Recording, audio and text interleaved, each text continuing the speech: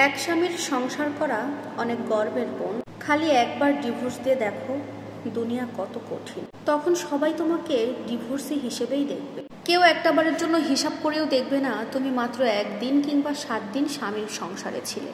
একটা ভাঙা আয়না কখনো জোড়া লাগানো যায় না, একটা ভাঙা চায়ের কাপও কখনো জোড়া লাগানো যায় না। তাই বলবো, ভাঙার আগে অন্তত ভেবে দেখবেন।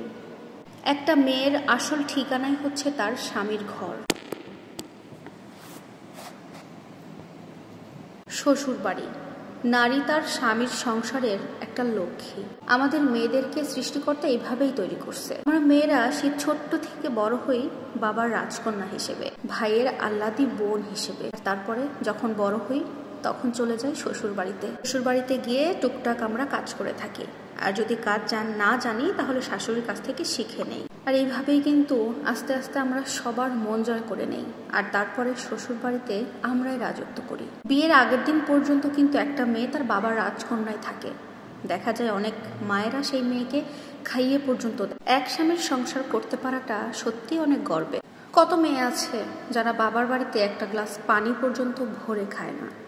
তারা কি সংসার করে না? হ্যাঁ, তারাও সংসার করে। তারা শ্বশুর বাড়িতে যায়, শাশুড়ির সাথে ভালো ব্যবহার করে থাকে, তার কাছ থেকে সমস্ত কাজ শিখে নেয়। রান্নাবান্না কয়টা মেয়ে বিয়ের আগে তার বাবার বাড়িতে করে থাকে আপনারা নিজেরাই বলেন। সব সময় মেয়েরা রান্নাবান্না শিখে থাকে তাদের বিয়ে হওয়ার পর শ্বশুর বাড়িতে গিয়ে। খুব কম সংখ্যক মেয়েরাই তার বাবার বাড়িতে রান্না করে থাকে। একটা মেয়ে শুরুর দিকেই সংসারের কাজগুলো জানতে পারে না, জানা থাকে না।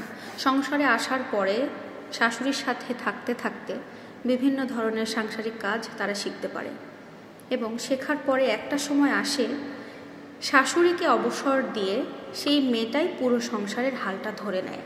আমরা তো নারী, আর এটাই আমাদের ধর্ম। নারীদের ধর্মই এটা। এক স্বামীর সংসার করতে পারা অনেক গর্বের বোন, অনেক গর্বের। তুমি শুধু একটাবার ডিভোর্স দিয়ে দেখো, বুঝতে পারবে এই পৃথিবীটা কতটা কঠিন। তখন না সবাই তোমাকে ডিভোর্সি হিসেবে জানবে, ডিভোর্সি হিসেবে চিনবে, সবাই তোমাকে ডিভোর্সি বলবে। একটা মানুষও তোমাকে বিবেচনা করবে না তুমি আসলে সংসারটা করেছো কতদিন, 1 দিন থেকেছো নাকি 7 দিন থেকেছো নাকি 6 মাস পর তোমার ডিভোর্স হলো। এগুলো মানুষ ভাববে না। মানুষ শুধু দেখবে তোমার ডিভোর্স হয়েছে, তুমি একজন ডিভোর্সি। অনেক মেয়েরা ভাবে ডিভোর্স দেওয়ার পরে বাবার বাড়িতে গিয়ে আগের সেই বাবার রাজরানী, বাবার রাজকন্যা, ভাইয়ের আহ্লাদি বোন হয়েই থাকতে পারবে। কিন্তু না বোন, এই ভাবনাটা সম্পূর্ণ ভুল। ডিভোর্স দিয়ে যখন তুমি বাবার বাড়িতে যাবে, তোমার ভাইয়ের যে আহ্লাদি বোন তুমি, সেই আহ্লাদি বোনটা আর থাকবে না। তোমার ভাইয়ের কাছে তুমি বোঝা হয়ে যাবা, তোমার ভাবির চোখে তুমি বিষ হয়ে যাবা, বাবা মায়ের কাছেও 1 দিন 2 দিন পর তুমি বোঝা হয়ে যাবে। তাই বলবো, যে কেউ, যে কোনো বোন আমার, সংসারটা ভাঙার আগে অন্তত একটাবার ভাববেন। রাগের মাথায় জিতের বসে হুট করে ডিভোর্স দিয়ে দিব এই কথাটা বলে বাবার বাড়িতে চলে যাবেন না। রাগ হলে শান্ত মাথায় বসে থাকবেন। শ্বশুর বাড়ি হোক, স্বামীর বাড়ি হোক, যেখানেই থাকেন সেই বাড়িতেই পড়ে থাকবেন।